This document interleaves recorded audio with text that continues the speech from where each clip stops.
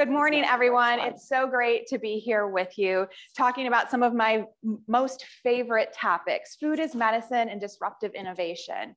As I always say to people, this is my jam, and I'm excited to talk to you a little bit today.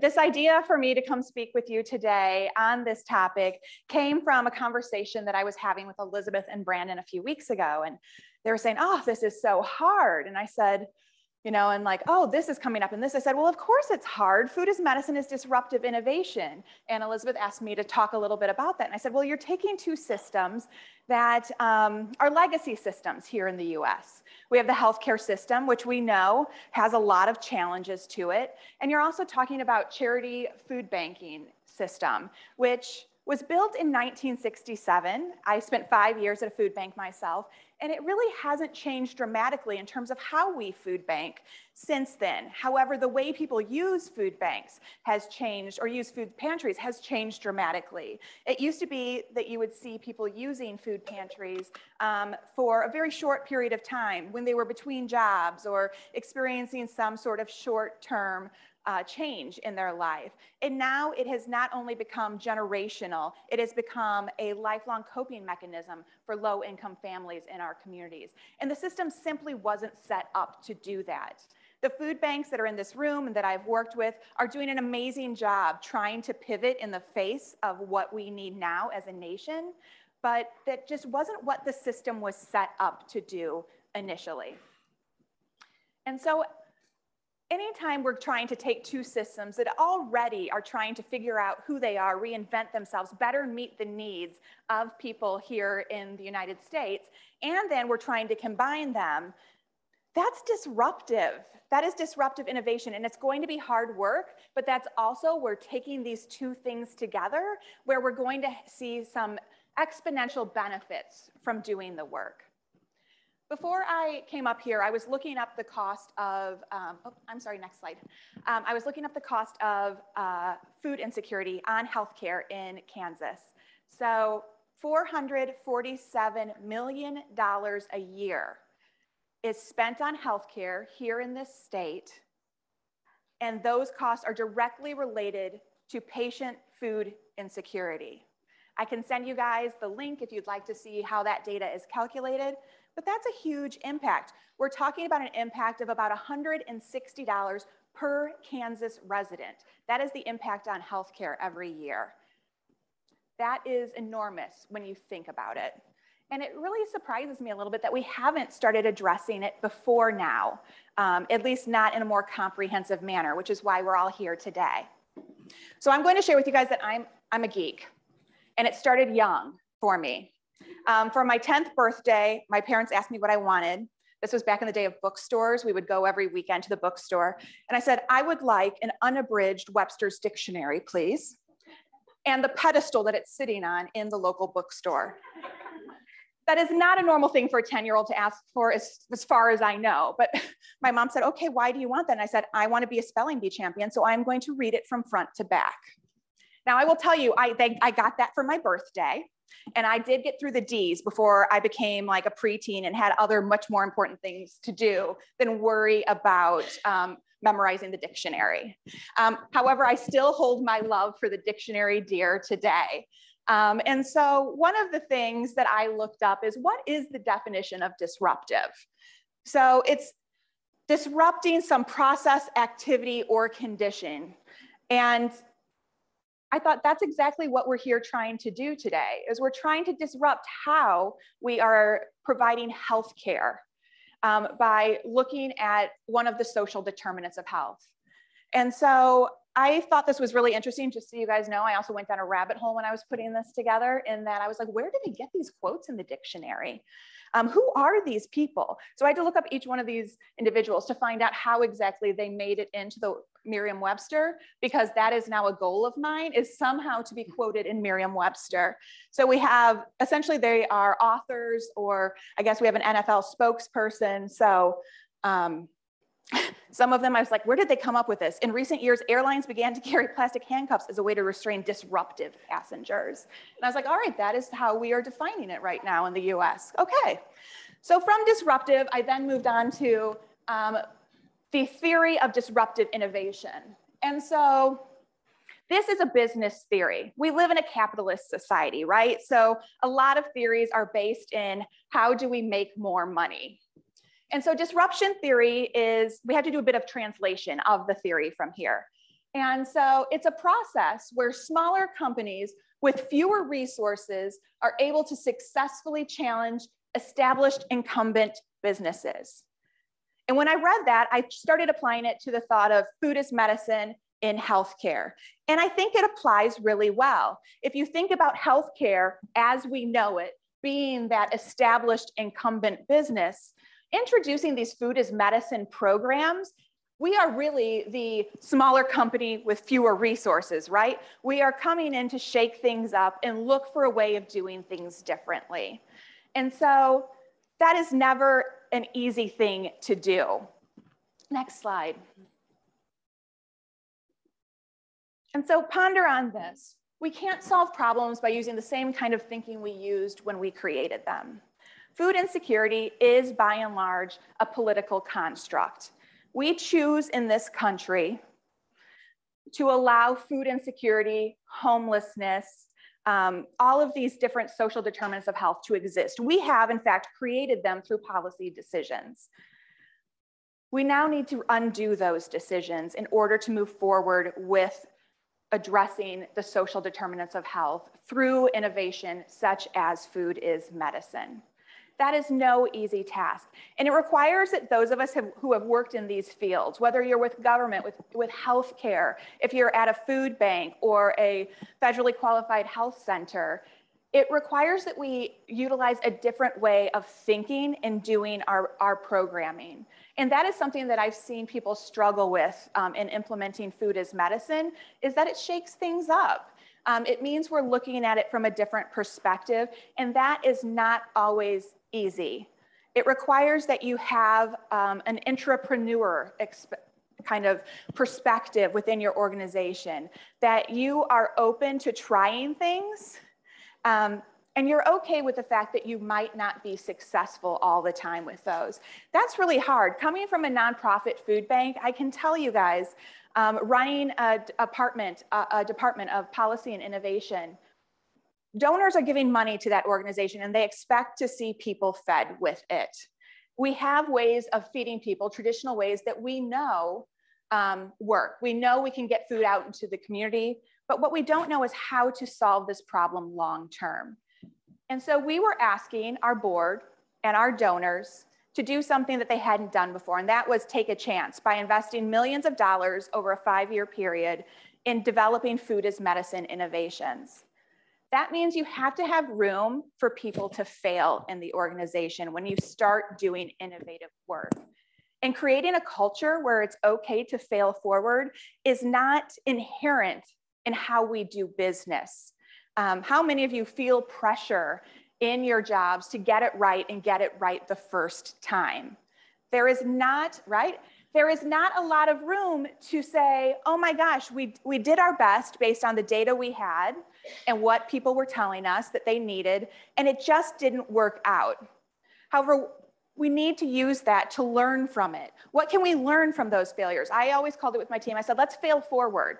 Whatever happens, we have to take away from this experience our lessons learned. How do we do it better next time? What won't we do again?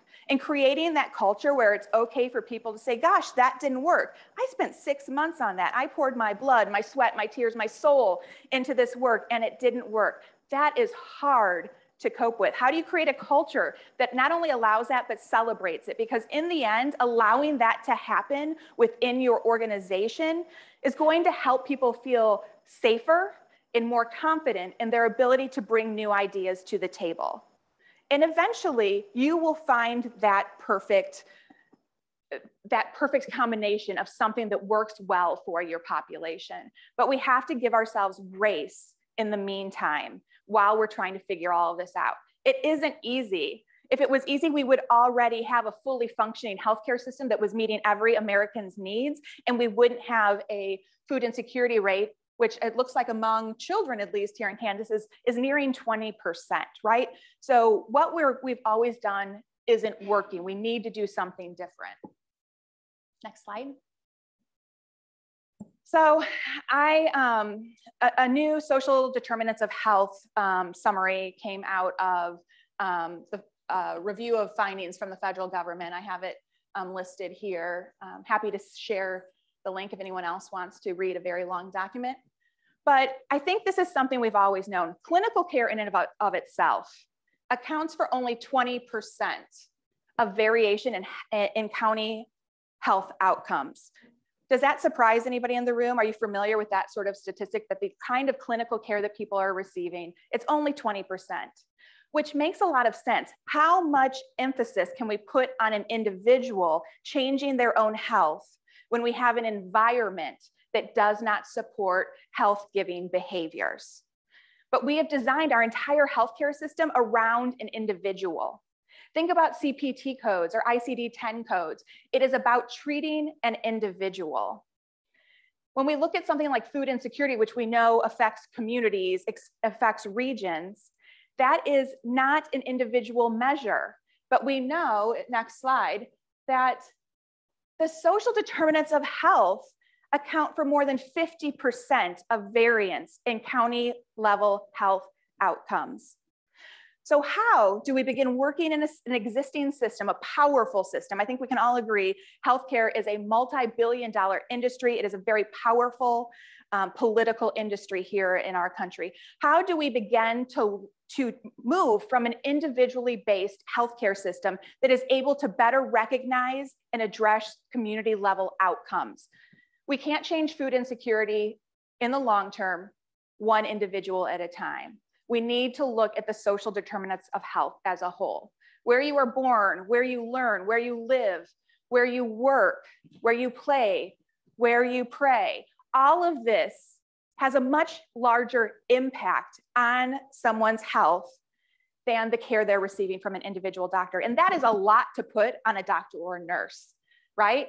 I've gone into clinics before to talk about food insecurity with doctors and nurses, and the doctors say, I say, would you like to start doing the hunger vital sign screening? It's only 2 questions. And we go through this thing, is there a code that I can get paid for giving that screening? And then a lot of doctors will say, I'm not gonna do a screening that I have no resources to address. If they have diabetes, I can give them insulin. I can refer them to a dietitian. I do not know how to prescribe nutrition or to address the household circumstances that this person is living in. And that's big. And I don't expect that one pediatrician that I talk to take that on. But what we can start doing is working on solutions. I think the issue right now is if you look at social determinants of health, we've known about them for decades now. They've been part of the Healthy People work that comes out of the CDC every decade. Even though we know they are having a bigger impact on healthcare than clinical care, we still do not have any sort of codes where we can charge for social determinants of health care in the community. That is something my policy-loving heart is working on and very passionate about with Food is Medicine. And we now have codes, they just came out in the last year, codes to be able to note in someone's record whether or not they are affected by one of the social determinants of health.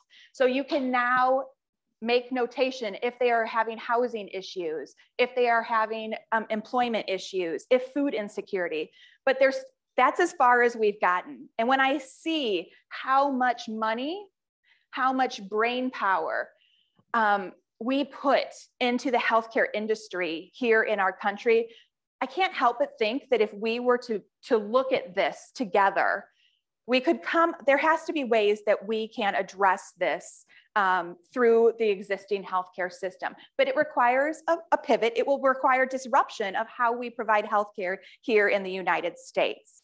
So we would be switching from that individual onus to really looking at how does healthcare, how can we benefit as a society from looking at education, from looking at housing, from looking at safety, from looking at all of these different social determinants that are impacting people's health and well-being.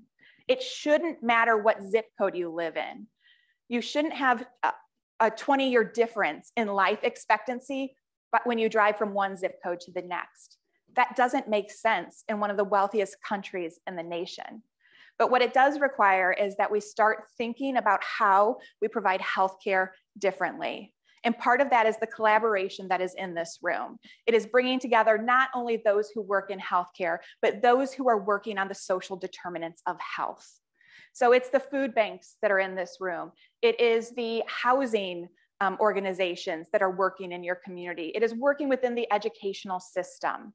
And so this is exciting to see everyone in this room today, because this is a step in that direction. There's a pretty steep hill for us to climb in doing this work, but we have the evidence we need to know that this is the direction we need to be going. We need to be focused on the social determinants of health, and food as medicine is a very specific way that we can start moving in that direction. Next slide. So this is one of my favorite quotes.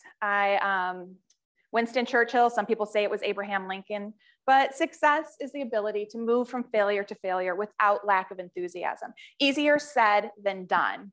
But this is something that I always think of because this work is exciting. It is exciting to see how we can change people's lives by addressing a problem from a different angle.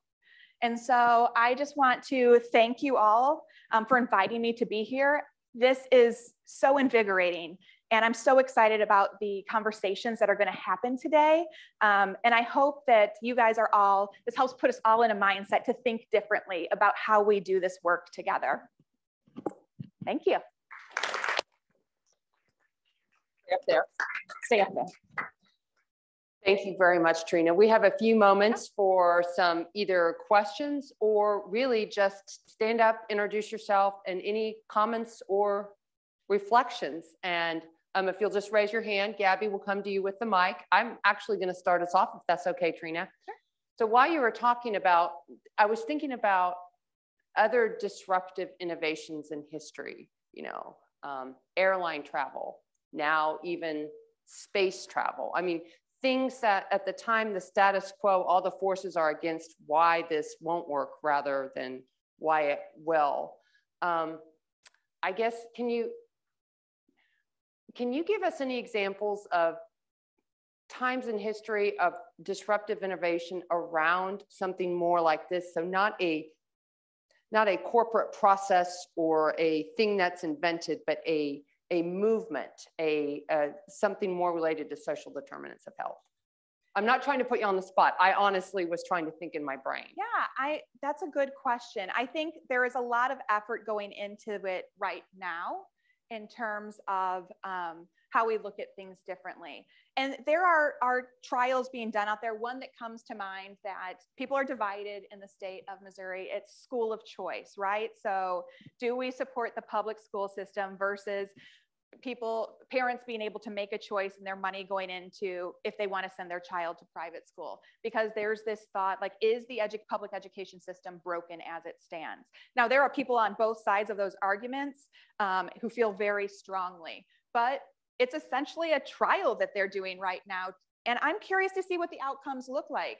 What happens when we give parents a choice of where they're going to send their children for school? Like, we could talk about that all day because of the political ramifications of it. And I see some folks from Missouri who are kind of nodding. They know what I'm talking about.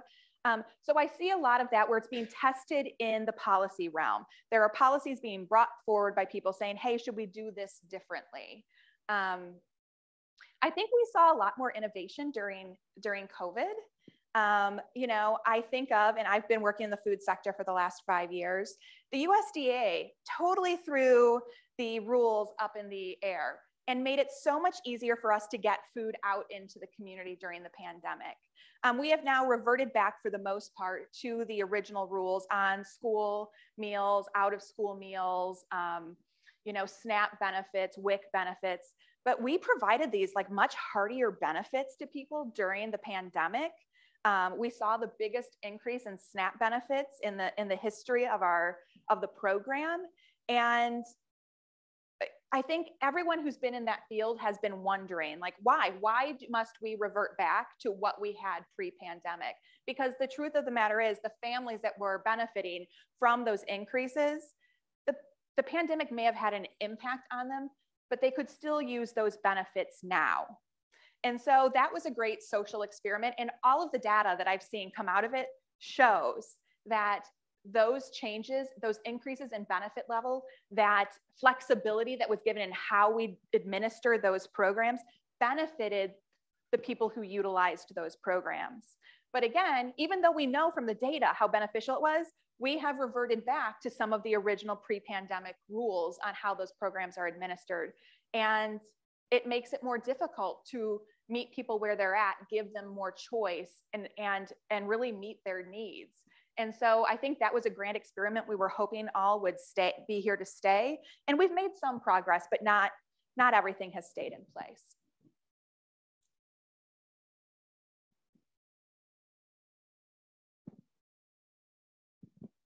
Good morning. Good morning. Hayat Abdullahi from the Health Forward Foundation in Kansas City, Missouri. So I'm trying to form the question accurately. We can see the correlation between food desert area and chronic disease. Mm-hmm.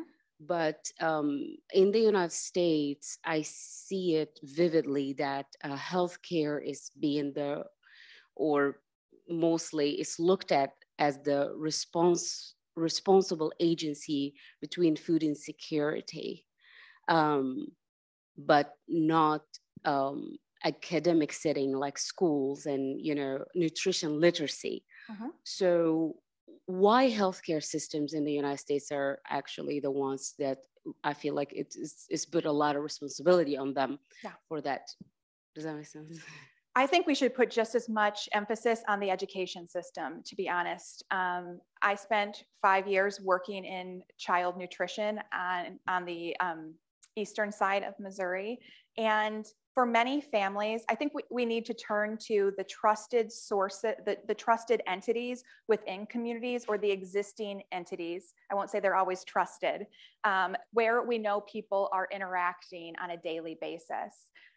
For a lot of, in most industrialized nations, children receive 2 meals a day for free, no questions asked in other countries, because they recognize that nutrition is going to impact a child's ability to learn.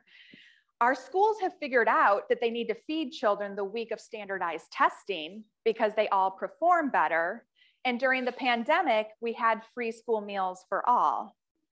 However, for some reason, there has not been the political will, and all of the food insecurity policy folks have been pushing on this now for the last, I'm looking at you, Karen, because I know you deal with FRAC a lot. Like, we have been pushing on this at the federal level to get folks to recognize and support these programs. So I agree. I think schools have a role to play. I think healthcare systems have a role to play. I think any really developed business that is thriving in a community has a role to play. I think of St. Louis, we have Boeing, we have Bayer, we have these huge multi-billion corporations.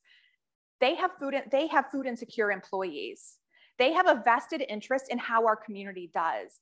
They very well should be making multi-million-dollar investments in building up those communities and addressing the social determinants of health. It is the right thing to do. I think that means that we, those of us who work in this, have to be aligned in what we are pushing for in our communities. And that is that there's more social responsibility happening in the places where these businesses are operating. But ultimately, there is a benefit. Like, everything comes down to a return on investment, right? You have to convince folks that it is worth, that the return they will receive is greater than the money that they are going to put out.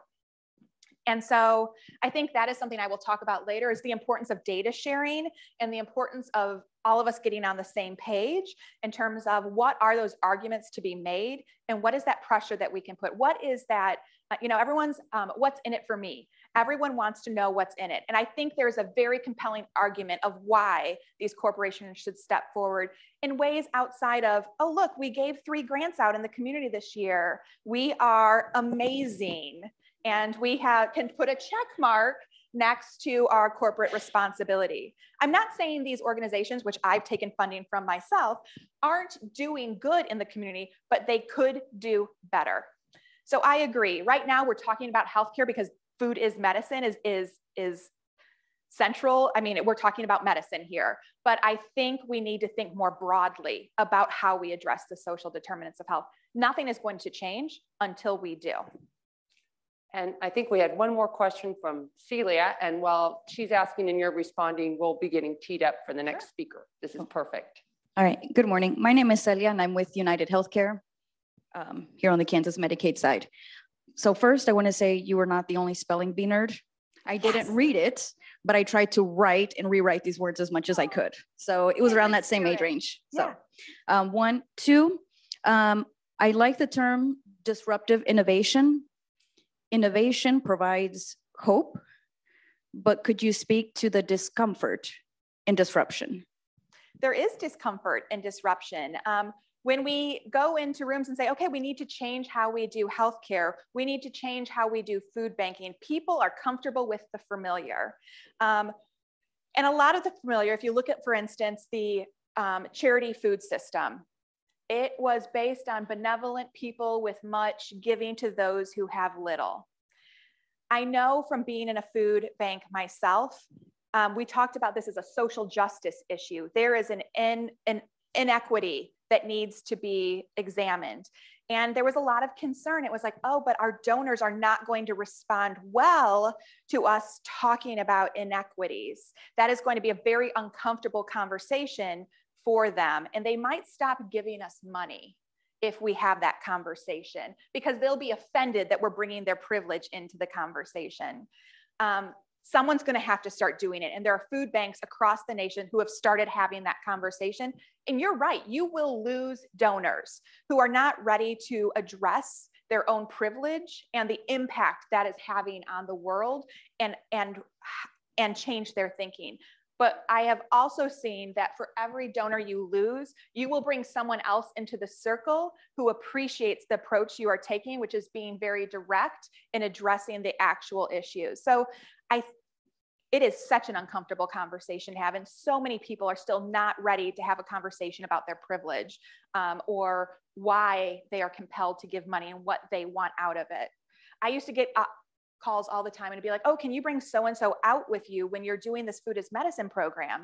And so they can see where their money is going. It's like, no, I cannot. And I will not do that because that's someone's life. And I am not bringing someone into their life so that they can feel good about themselves and the money they've given to our organization. I'm a disruptor that wasn't received well all the time, but I feel protective of the communities. If they don't have enough understanding, if they can't feel good enough about me telling them what we're doing, they need to see it and be able to speak to it. You're not my people.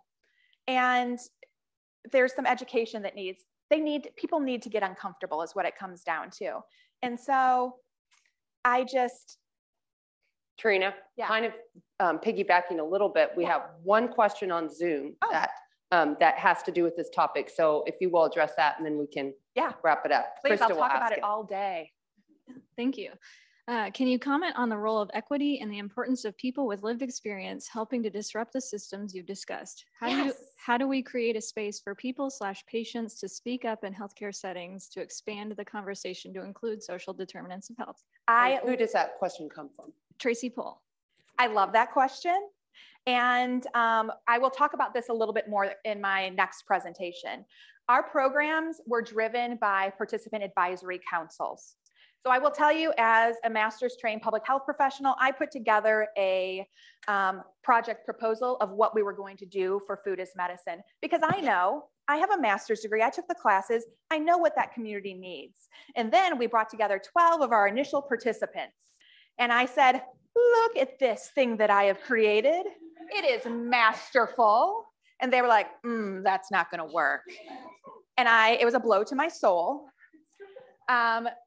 And I will talk a little bit about it because it was life-changing in my personal and professional career to really embrace participant-centered design. So we're going to get to that this afternoon, but we must do a better job of incorporating our patients and our participants actively in the process of creating programs and advocating for change. But that adds another thing to our list. And I'll talk about that. That adds another layer to complexity when we're designing programs. It means we're gonna have to train people on how to be advocates, and we're gonna have to invest money in that. And a lot of times organizations are already stretched pretty thin.